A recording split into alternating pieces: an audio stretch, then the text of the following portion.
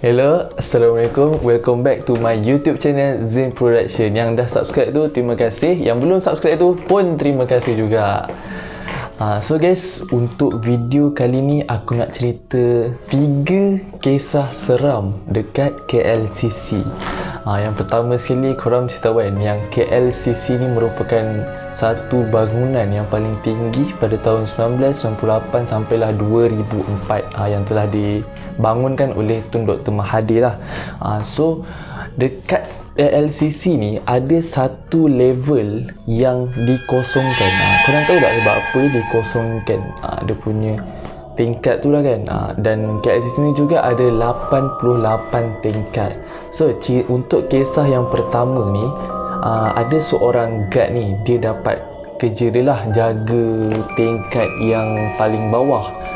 So dekat situ pada jam 3 pagi dia ni nak terberak, nak terkencing lah kan, nak pergi cari tandas. So kebetulan dekat satu level tu ada tandas perempuan je lah yang paling dekat kan. So dia pun pergi. Lepas tu dia pergi, dah masuk ke dalam tandas tu, tiba-tiba dia selap pintu kan. Dia buka pintu, nampak seorang wanita dekat cermin tengah pegang satu kotak tau. Satu kotak. So dia pun pelik lah, siapa pula pukul 3 pagi guys, siapa pula ni?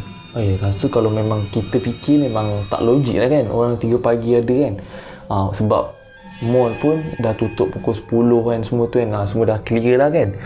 So dia ni pun pelik. Yang perempuan ni dia pegang kotak, dalam kotak tu ada baju pengantin tau. So dia pakai baju pengantin tu, perempuan tu. Lepas tu dia buat dekat cermin tu, dia buat macam ni. Dia buat macam biasalah yang perempuan tu kan, dia buat macam tu. Lepas tu dia pun macam cuak gak kan, gad tu kan. Lepas tu tengok siapa. Lepas tu dia pun keluar. Guard tu berlari lah keluar kan. Lepas tu dia cerita dekat kawan dia, weh tadi aku ada jumpa 2 seorang perempuan ni. Lepas tu kawan dia cerita lah, sebenarnya kat LCC ni banyak dah gangguan yang berlaku macam tu. So aku harap kau bertabah lah. Dia cakap macam tu. Kisah seram yang kedua adalah kisah seorang seller di office lah kan. Dia biasa officer ni dia kerja banyak, so dia akan tinggal lah, dia stay dekat office kan, nak buat kerja. Pada satu malam tu dia type tau, dia menaik buat kerja macam biasa kan, dekat komputer duk type, tiba-tiba ada bunyi orang menaik juga. Dia type laju kan, hantu tu pun dia type laju juga. Kalau slow, dia pun type slow. Dia macam berlawan lah antara. Lepas tu pun yang orang ni pun macam bengang kan, aduh kau ni kenapa Lepas tu tiba-tiba lah dia tercabar. Kalau kau nak lawan dengan aku sangat, kita tengok siapa yang siap kerja tu dulu kan. Lepas tu dia dengan berani dia cakap macam tu kan. Lepas tu hantu tu pun dia pun macam hempas apa keyboard. Dia hempas keyboard, lepas tu yang lelaki tu pun cuak tau. Lepas tu lelaki tu cuak, lelaki tu dia kata daripada aku stay kat office ni, baik aku stay dekat dekat bawah kan, level bawah tu kan, member dia shopping kan. Lepas tu dia pun belah. Kau nampak tak? Itulah, kita jangan celupar sangat mulut, jangan terlalu berani kan. So kisah yang ketiga ni adalah kisah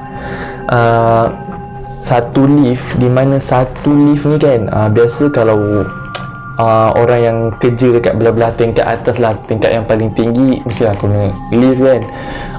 Takkan nak bertangga, jenuh juga kan nak naik tu yang semua tu kan. Dikatakan ada satu lift ni di mana akan berhenti secara tiba-tiba dekat satu level yang dikosongkan, tapi tak tahu level berapa tu.